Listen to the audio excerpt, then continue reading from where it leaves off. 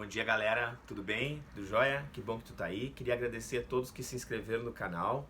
E se tu não te inscreveu ainda, vai lá embaixo, inscreva-se e receba as novidades, né, de história, o bate-papo que a gente faz sempre todos os dias, se a gente continuar nessa situação. Desculpem que eu ainda não tenho essa agilidade toda com colocar ícones para que tu te inscreva assim, porque isso realmente é exigir muito de um cara que é muito tosco, né, para as tecnologias, tá? Então é o seguinte, gurizada, hoje a gente vai trabalhar especificamente neste vídeo a Primeira República do Brasil.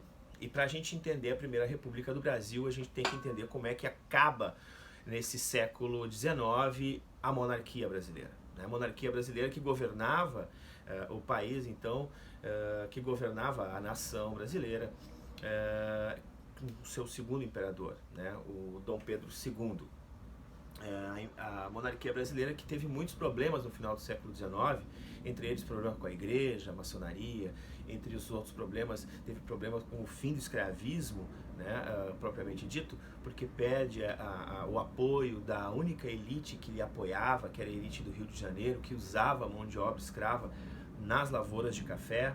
Mas sem dúvida alguma, os outros dois problemas vão formar uma aliança que vai dar certo e que vai promover o golpe da República Brasileira. Isso mesmo, meus queridos, o golpe da República Brasileira. E olhem só que coincidência, quem promove esse golpe é a elite de São Paulo e o Exército, certo?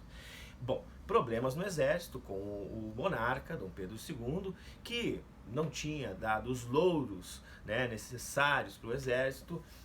No final desse século já haviam sido feitas outras campanhas impressionantes, né, e que afundaram de certa maneira o Brasil numa terrível crise, como a Guerra do Paraguai, por exemplo, né, a destruição daquele país pelo Exército Brasileiro, com aliança com o Uruguai e a Argentina. Não vou entrar nesse mérito, porque a gente já viu, mas a Guerra do Paraguai, conhecida para nós assim, mas lá no Paraguai conhecida como Guerra do Brasil, acabou com aquele país e também arruinou a nossa economia. Nos tornamos mais dependentes ainda dos ingleses, que viram seus interesses serem realizados, enfim, porque na verdade eles queriam era manter a sua hegemonia na América Latina e no Brasil. O Brasil, o maior país desse continente, né, um país com dimensões continentais e que vai ter então esse fardo para carregar. O Exército não recebeu reconhecimento, não recebeu equipamentos nas suas tropas. O negro que lutou no Exército, né, ele não era reconhecido como herói. Então nós tínhamos uma crise institucional, a crise do Exército com o monarca. E por parte da elite de São Paulo, a elite de São Paulo não tinha liberdade econômica, a elite de São Paulo não tinha a possibilidade de galgar, né, almejar maiores lucratividades, né, essa liberdade de poder importar, de abrir bancos, né, essa liberdade de poder fazer leis, porque na verdade quem governava o Brasil era um absoluto. Lembrando que a Constituição de 1824, que é essa Constituição do monarca, ela tinha o quarto poder, queridos, que era o poder moderador. E como é que chega então a essa aliança? A elite de São Paulo, junto com o Exército, proclamam a República Brasileira. E aí? A República Brasileira, então, este golpe que derruba Dom Pedro II, vai colocar no poder uma grande esquizofrenia. Vejam bem, a elite de São Paulo, muito alinhada com a política estadunidense, com a democracia estadunidense, com a Constituição estadunidense, queria uma descentralização política no Brasil e por isso então rapidamente, quando o primeiro presidente do Brasil toma, né, a frente, que é um militar, lembrando que os dois primeiros presidentes brasileiros são militares, né, o Marechal Deodoro da Fonseca. O Marechal Deodoro da Fonseca, então, ele vai promover a Constituinte. Essa Constituinte, ela vai fazer o quê? Ela vai justamente ter no seu seio a elite de São Paulo, que vai promover uma Constituição, a de 1891, extremamente descentralizadora. No outro lado, o Exército, com toda a tradição positivista, ele era centralizador. Então não vai dar samba. E algumas coisas que eu vou pedir para que tu consiga, que tu perceba, que tu comece a pesquisar. São conceitos da relação do Estado com dos estados ou das regiões ou das províncias com o governo central. Essas relações elas vão se instituir, elas vão se estabelecer um conjunto de medidas políticas que vão ser conhecidas como políticas da República Velha. Então, os dois primeiros mandatos, Marechal Deodoro da Fonseca e Marechal Floriano Peixoto, eles vão ser mandatos extremamente conturbados, porque eles são homens que não são da política, são homens extremamente toscos para as flexibilidades políticas, de ouvir lados, eles são mandatários fortes, por isso vão ser conhecidos aí como a República da Espada.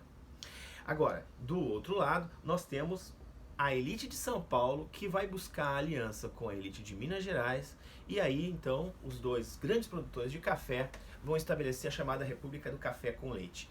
E essas elites vão estabelecer relações também com as elites regionais. E aí a gente vai ver, por exemplo, a elite do Rio Grande do Sul, que é a elite da carne, do charque, né? A elite do Nordeste, que é a elite do açúcar, e outras elites, né, regionais, que são chamados então as elites, vai se chamar a política dos governadores. Essa política dos governadores, ela vai estabelecer uma relação muito, digamos assim, imoral, né, para usar um termo bem claro, porque na verdade é o seguinte: eu não me meto na política do governo central, que vai revezando, alternando-se entre São Paulo e Minas Gerais. Então o poder, a presidência alternava-se entre São Paulo e Minas, e essa chamada política do café com leite, e vocês aí então não se metem nas políticas regionais. E as políticas regionais, como é que eram? Bom,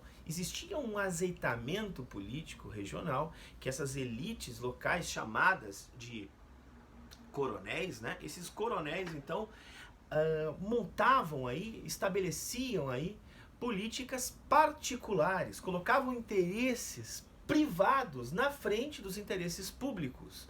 Por exemplo, então um determinado cidadão que é grande mandatário de terras do interior, ele tinha ali alguns eleitores, e esses eleitores então eram obrigados a votar no candidato que ele preferia. Ele levava então essa carta de intenções para o governo do estado e dizia: olha, eu vou te eleger, estão aqui os eleitores que vão votar em ti, mas eu quero um benefício em troca. Então, essa política dos governadores, essa política imoral, essa política que infelizmente ainda hoje nós percebemos aí no cenário brasileiro, ela ocorria naquela época e de maneira escancarada. E como é que se sabia em quem votava o cidadão? Pois é, queridos, saibam que o voto é secreto hoje, mas na Constituição de 1891 o voto era um voto aberto. E por ser um voto aberto, ele era completamente, era chamado de voto a cabresto. Então, lembrando, a gente falou em aula que cabresto, né, é onde, quando se faz ali, né, quando se coloca a sela, quando se coloca ali os arreios no cavalo. O voto a cabresto, o cara era levado. Ele era chamado, inclusive, esse espaço onde se votava, nesses eleitores, eram chamados de eleitores de um curral eleitoral, certo? De um curral eleitoral. Muito bem, então essa política corruptiva vai criar esses elementos, esses conceitos. Eu queria que tu pesquisasse coisas sobre política dos governadores, como ela funcionava, como é que era o voto aberto, por que voto a cabresto, o que é clientelismo, política do café com leite, ou política oligárquica, ou república do café com leite, são a mesma coisa? Então, vai lá, pesquisa, né? Dá uma olhada, vê se existia algum tipo de resistência nesse período no Brasil. Existiu alguma revolta nesse período no Brasil que questionasse essa política corrupta que mantinha-se no país? Ou as pessoas viviam, né, passivas ao que acontecia? É isso que eu quero que tu veja. Se existiam revoltas populares, se existiam revoltas, por exemplo, messiânicas. Estamos em tempos de Messias? Existiam revoltas messiânicas nessa época? Pesquisem lá. Por que ocorriam revoltas messiânicas? Eu queria também que tu pesquisasse qual eram as características da Constituição de 1891. Quem é que votava? Quem participava da vida política em 1891? Todos participavam? Mulheres, jovens, homens velhos, analfabetos? Pesquisa lá, certo? Então, esse momento histórico que vai de 1891 até 1930, que a gente vai chamar de República Velha, ele é repleto de questões importantes que são questões que ainda hoje permeiam os cenários políticos do Brasil, certo? E vai ter uma revolta muito interessante no Rio de Janeiro. Eu queria que vocês pesquisassem essa especificamente, porque ela é uma revolta sanitarista. Estamos em tempo de pandemia. O problema não é só no Brasil. O problema é no mundo, é no planeta, que muda o nosso comportamento, a nossa cultura. Pois então eu quero que tu entendas o seguinte: dá uma pesquisadinha lá sobre as revoltas que ocorreram nos grandes centros urbanos, principalmente no Rio de Janeiro, onde nós teremos uma revolta sanitarista. Um cara que leva o nome do maior laboratório de referência, né, Oswaldo Cruz, vai ser o ministro, né, da saúde nessa época. E aí, o que acontece? Por que se revoltam? Bom, isso tudo é contigo, certo? Já botei a pulga atrás da tua orelha, agora vai lá. Galera, valeu, tá? E eu vou postar um outro vídeo daqui a pouquinho que vai falar um pouco mais, né, sobre o final do século XIX, que é do capítulo 24, este capítulo que a gente vai ver no nosso próximo bloco. Aquele beijo, te cuida, não sai de casa, lava as mãos, bem lavada, certo? E dele que te dele. Aquele abraço.